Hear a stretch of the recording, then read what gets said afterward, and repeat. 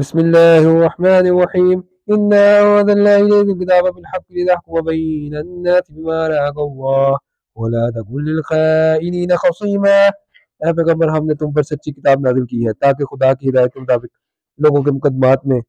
فیصلہ کرو، اور دیکھو دغا بازوں کی حمایت میں کبھی بحث نہ کرنا۔ وَاسْتَغْفِرِ اللَّهَ إِنَّ اللَّهَ كَانَ غَفُورًا رَحِيمًا، اور خدا سے بخشش مانگنا، بے شک خدا بخشنے والا مہربان ہے۔ ولا تجادل عن الذين يختانون انفسهم ان الله لا يحب من كان خوانا اثيما، اور لوگ اپنے ہم جنسوں کی خیانت کرتے ہیں، ان کی طرف سے بحث نہ کرنا، کیونکہ خدا خائن اور مرتکب جرائم کو دوست نہیں رکھتا۔ يستخفون من الناس ولا يستخفون من الله وهو معهم اذ يبيتون ما لا يرضى من القول وكان الله بما يعملون محيطا، یہ لوگوں سے تو چھپتے ہیں اور خدا سے نہیں چھپتے، حالانکہ جب وہ راتوں کو ایسی باتوں کے مشورے کیا کرتے ہیں جن کو وہ پسند نہیں کرتا، ان کے ساتھ ہوا کرتا ہے، اور خدا ان کے تمام کاموں پر احاطہ کیے ہوئے ہیں۔ ها أنتم هؤلاء جادلتم عنهم في الحياة الدنيا فمن يجادل الله عنهم يوم القيامة أم من يكون عليهم وكيلا،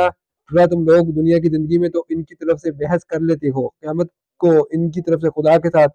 کون جھگڑے گا اور کون ان کا وکیل بنے گا؟ وَمَن يَعْمَلْ سُوءًا أَوْ يَظْلِمْ نَفْسَهُ ثُمَّ يَسْتَغْفِرِ اللَّهَ يَجِدِ اللَّهَ غَفُورًا رَحِيمًا، وہ جو شخص کوئی برا کام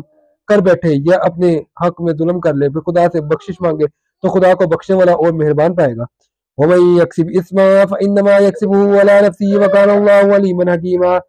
اور جو کوئی گناہ کرتا ہے تو اس کا وبال اسی پر ہے، اور خدا جاننے والا اور حکمت والا ہے۔ وَمَن يَكْسِبْ خَطِيئَةً أَوْ إِثْمًا ثُمَّ يَرْمِ بِهِ بَرِيئًا فَقَدِ احْتَمَلَ بہتانا وَإِثْمًا مُبِينًا، اور جو شخص کوئی قصور یا گناہ تو خود کرے لیکن اس سے کسی بے گناہ کو محتمم کر دے تو اس نے بہتان اور صریح گناہ کا بوجھ اپنے سر پر رکھا۔